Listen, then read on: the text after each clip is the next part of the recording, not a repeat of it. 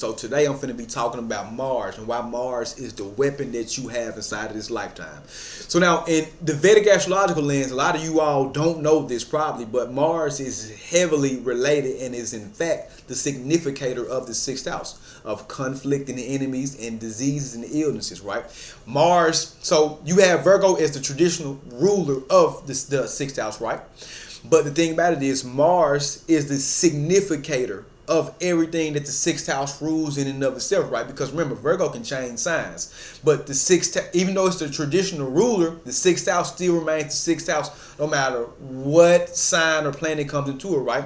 And the sixth house rules what? Conflicts, enemies, litigation, debts. You see what I'm saying? But what I want you to understand is this: Mars is the planet of weaponry. Please understand that, right? So if Mars is significator of the sixth house, then what does that let you know?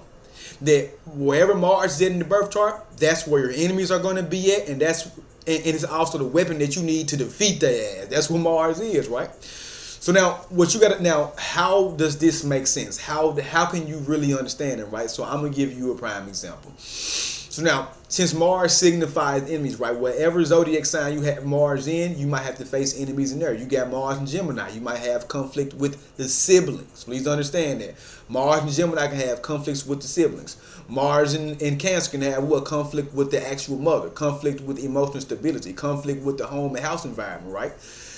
Mars in Taurus, right? You got to remember, Mars in Taurus can, you know what I'm talking about. Now, it don't always have to be completely negative.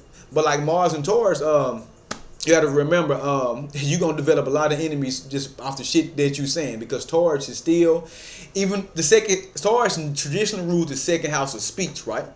But the thing about it is, wherever Taurus goes, that second house still kind of follow, that second house energy is still kind of following it, right?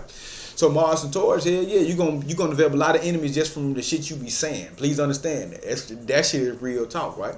So yeah, Mars basically is your weapon that you need to use to combat shit in life with, right? Mars is the willpower. It's the go-getter energy. It's the, you know what? You got me messed up. I'm finna take your ass out. I'm finna solve this problem, because Mars also rules what? Technicality. Please understand that, right?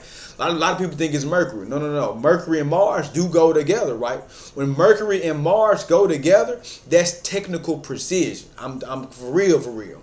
But Mars in and of itself is just technicality, right? Because Mars rules what? Engineering, right? So guess what? In order to solve some problems, everything can't be faced with just a head-on war. You have to you have to get very technical about that shit.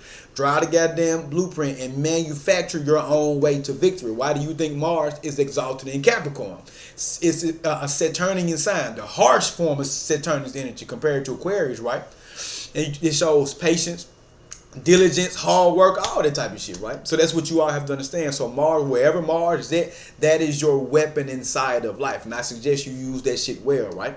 Like me, I have Mars inside of my sixth house, right? So guess what? The majority of enemies that I'm going to come and face, the majority I'm going to be able to actually defeat in some way or another, right? But since I got that shit in Taurus, Taurus still a slow kind of sign, right? So it might take me a while before I'm able to really surpass whoever I'm going against.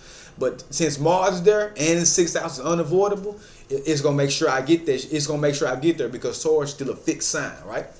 So that's what I really want you all to understand, y'all. Yes, Mars is very much a weapon inside of your birth chart. Mars rules over Aries, rules over Scorpio. Come on now. You look, you see what the Aries, come on now. Them the warrior, Aries is like the soldier. Scorpio is like the CIA.